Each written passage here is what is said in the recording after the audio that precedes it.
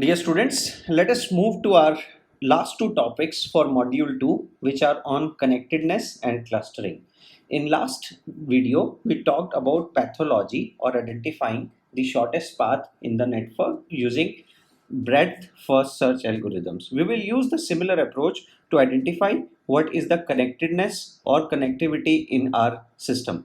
So in real world systems, especially large networks, you would identify that not all nodes or components are part of a largest connected components. There would exist some smaller fragments or pieces of networks which are interacting among themselves, oblivious of the other network, which in turn is a large number of components or nodes put together. But question arises how to identify which nodes are connected and what are the number of components or number of these fragments that are present in a given system. And we will again use BFS or breadth first search algorithm to do that. What we will do here, we will randomly select one node and number it some, give it some number n equal to 1, and then we will do the breadth first search, and instead of updating those numbers with the distance, we will assign the same score, that is n equal to 1,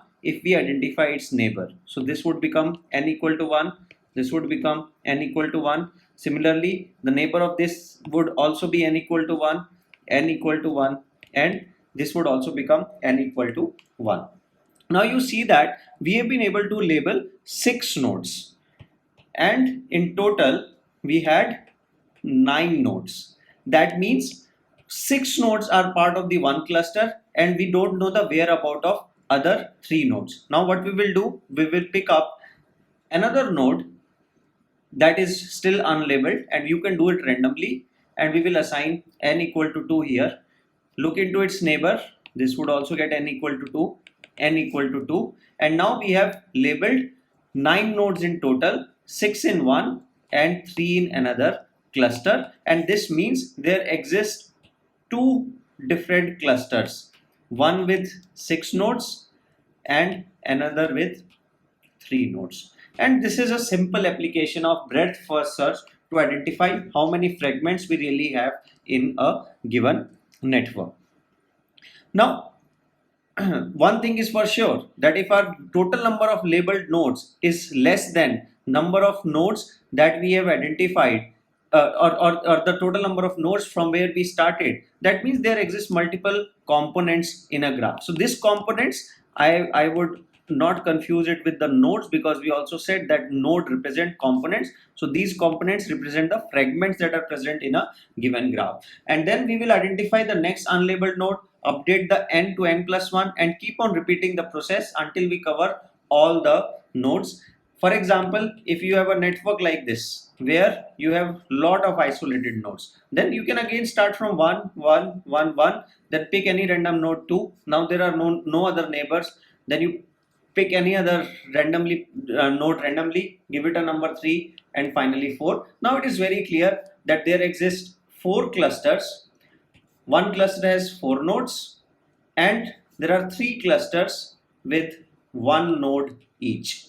So this tells us the how connected our entire system is using a simple application of breadth first search. There is another way which we call as representing adjacency matrix in block matrix form, and what we mean by block matrix form is that we write all the non-zero elements in adjacency matrix confined to a square. For example, here you see that we have confined all ones into a 3 cross 3 box, and here all ones in 4 cross 4 box, leaving us with these 2 red boxes. Now 2 red boxes which have all the zeros, and we call this as a block matrix form. And now if we add a bridge here, this adjacency matrix corresponds to a network when there is no bridge. Now if we add a green bridge here to connect these 2 components, we would see that 2 ones will pop up here, and this block matrix form you cannot draw a square with all ones confined into a square, and hence this block matrix form is now disrupted.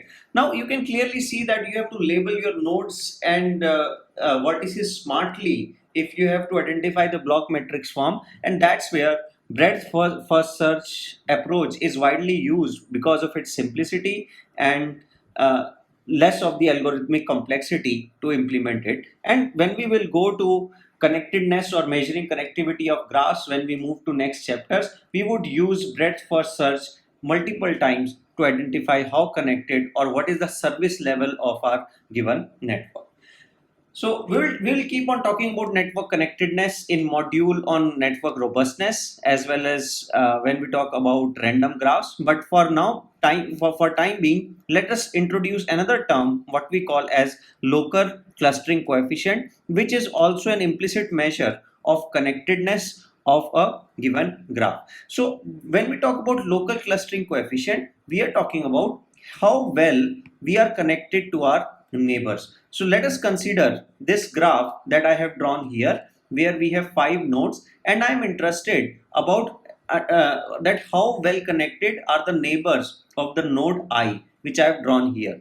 Now you see that for this node I, we do not see any connections between the neighbors. So this I has 4 neighbors, 1, 2, 3, 4, and these 4 neighbors, they do not talk to each other. So in this case, what we say is that there is the clustering does not exist for node I, and hence intuitively local clustering coefficient of node I should be equal to 0. And if we have to put it into perspective, what does that mean is that we count what are the actual number of edges that are present between the neighbors and divide it by maximum possible edges these neighbors can have. Now if there are 4 neighbors, and we can connect these 4 neighbors in 4 C2 ways, that would become again equivalent to n into n minus 1 upon 2, where n corresponds to the number of neighbors we have, and hence local clustering coefficient Ci for a given node I is defined as actual number of edges that are present divided by total number of neighbors that an ith node has, and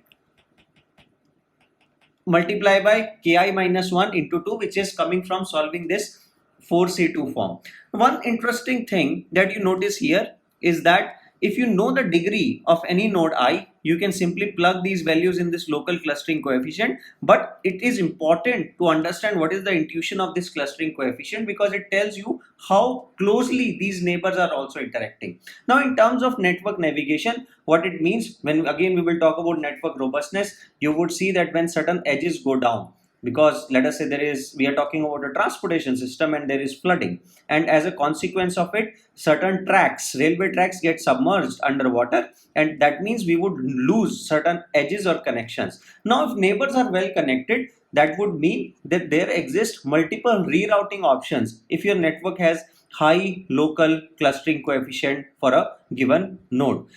Also, to measure what is the average value of local clustering coefficient, we define something called as average local clustering coefficient, which is simply C1 plus C2 up to Cn for all nodes calculated individually divided by total number of nodes. Now with this, we are good to understand and apply this local clustering coefficient for any graph. Now let us also consider another broader example. Now we are interested to calculate the local clustering coefficient of node I in the graph that is highlighted here, and we see that all the neighbors, that is 1 2 3 4, are always connected to each other. If we also draw an edge from 4 to 3, that means they form all the neighbors themselves form a complete graph. That is, in this case, ei is equal to maximum possible edges that neighbors can have, and that would give us the local clustering coefficient of node I is equal to 1. So these are the two extreme examples, ranging all the way from Ci equal to 0 and Ci equal to 1. And in the assignment that I will post very soon, you would be computing these local clustering coefficients of different type of graphs.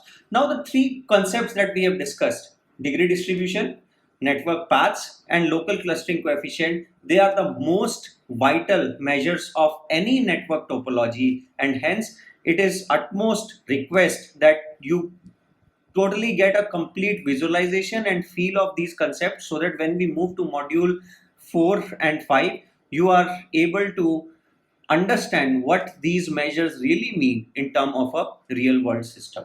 Now, when we will go to journal clubs, you will read some research papers on network science, and you will often encounter a term called as global clustering coefficient. This global clustering coefficient is not equivalent to average of local clustering coefficient, and that's why we need to give a special emphasis on it. So global clustering coefficient measures how many triangles are present in a given network divided by number of connected triplets. So let us try to understand what is the significance of this triangle and number of triplets. Now if we talk about any triangle A, B, C, that triangle would be a complete graph because everybody is connected to everybody, and that's why triangle has a very special place in graph theory, as it immediately conveys the connectedness of a graph. And when we define the global clustering coefficient, we also look into that how many triples are present. That means ABC would constitute one triple, BCA will constitute another triple, and CAB will constitute another triple, and that's why global clustering coefficient has number of triangles divided by number of triples, and we divide this by 3 because we are repeatedly counting ABC, BAC, CBA, although they represent the same object in a given graph, if the directions does not matter, or we are talking about undirected graph, and hence in definition you will always see 3 times number of triangles divided by number of triples. So with this, we conclude our discussions on module 2, and just as a recap, we started this module 2 from origin of graph theory and tried to understand with example of bridge of Königsberg. Then we tried to understand some subtle differences between graph and networks, but you might have noticed that I've been using these words graph and networks interchangeably because as soon as I represent a real world system in form of just nodes and edges, taking away its realism, it becomes a mathematical entity called as graph, and that enables us to borrow a lot of concepts from graph theory such as adjacency matrix, network pathology, connectedness, and clustering. Then we also discussed special type of graphical representation, what we call as bipartite network, and their generalization to multipartite network. And I humbly request you to read these two references, one by Ahn et al., where you would get more feel of these bipartite networks, and the book on network science by Albert Laszlo Barabashi, where we have already covered 2 chapters. So to get more concrete understanding of various concepts that we have discussed, a quick walkthrough of this book would be helpful.